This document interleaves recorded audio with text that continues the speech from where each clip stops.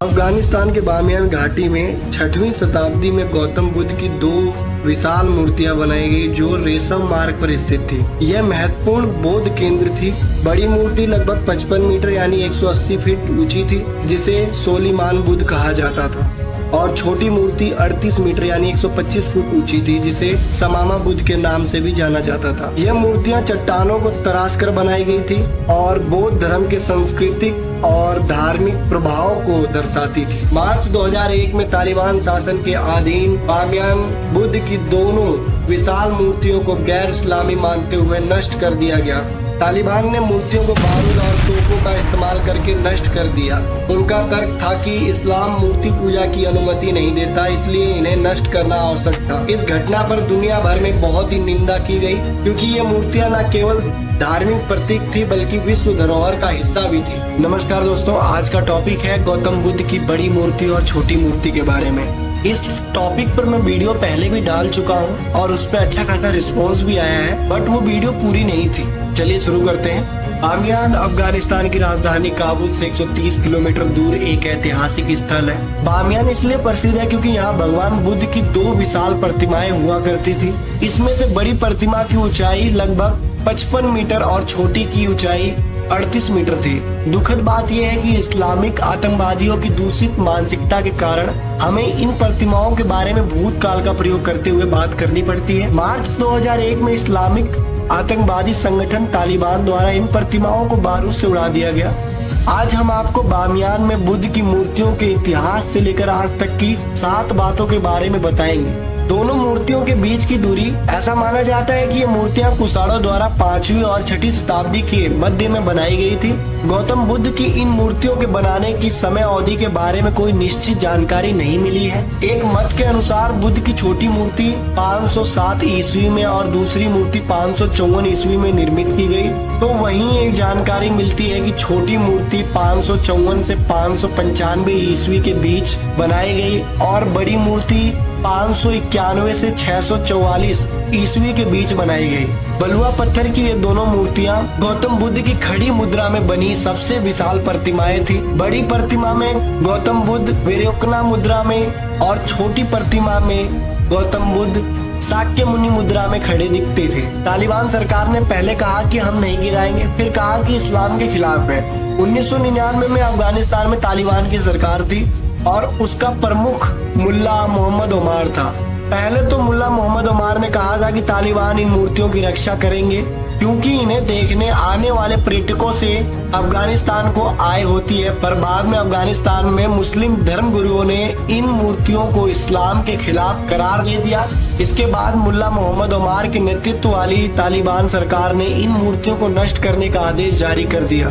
उस समय भारत सरकार ने तालिबान को यह प्रस्ताव दिया कि भारत सरकार अपने खर्च पर इन प्रतिमाओं को भारत ला सकती है, जहां पूरी मानवता के लिए इन्हें सुरक्षित रखा जाएगा, पर तालिबान ने यह प्रस्ताव ठुकरा दिया। मुल्ला मोहम्मद उमर ने एक इंटरव्यू में कहा, मुसलमानों को इन प्रतिमाओं को नष्ट होने पर गर्व करना चाहिए। इन्हें नष्ट करके हमने अल्लाह की इबादत की है, ऐसा उन्होंने अपने इंटरव्यू में कहा था।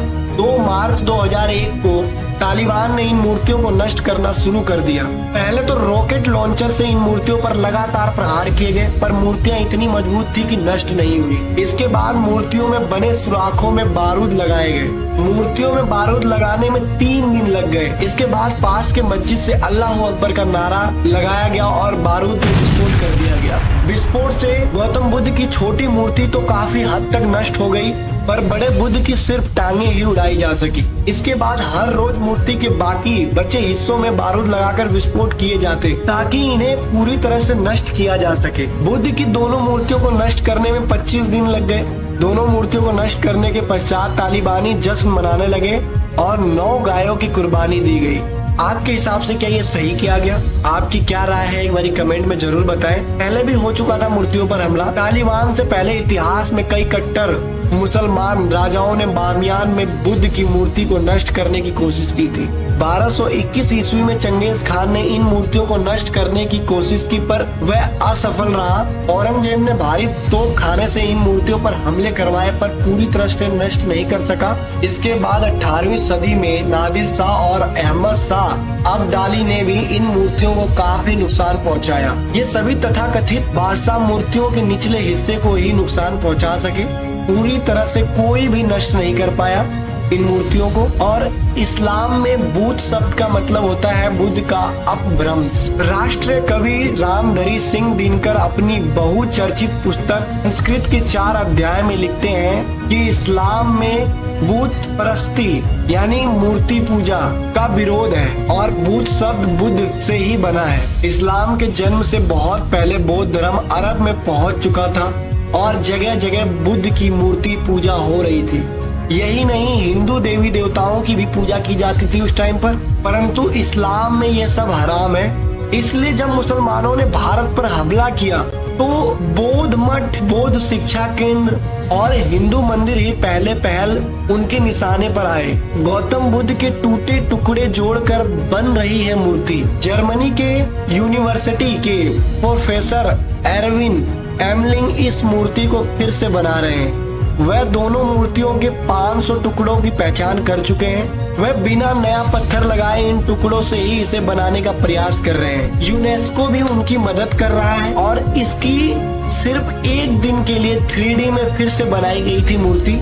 जिस जगह दोनों मूर्तियां नष्ट हुई थी उसी जगह एक बार फिर से 3D तकनीक की मदद से महात्मा गौतम बुद्ध की ऐसी ही विशालकाय मूर्तियां बना दी गई थी। इसका पूरा श्रेय जाता है चीनी दप्ती जियांग सिन्यू और लियांग होंग को। यह दप्ती तालिबान द्वारा सदियों पुरानी मूर्तियों को तोड़े जाने से दुखी था और तब इन्होंने इस प्रोजेक्ट को अपने हाथ में लिया। प्रोजेक्टर की मदद से विशालकाय होलोग्राफिक स्टैचू तैयार किए गए। इस काम को 7 जून 2015 को अंजाम दिया गया था। यह करने की अनुमति सिर्फ इसी दिन दी गई थी। इस प्रोजेक्ट पर 74 लाख का खर्चा आया था। बाद में इसे कभी नहीं किया गया। ऐसे ही रोचक इतिहास को जानने के लिए हमें फॉलो करें। आपके हिसाब से क्या तालिबानियों ने ये सही किया? एक बार अपनी राय कमेंट बॉक्स में जरूर दें। धन्यवाद।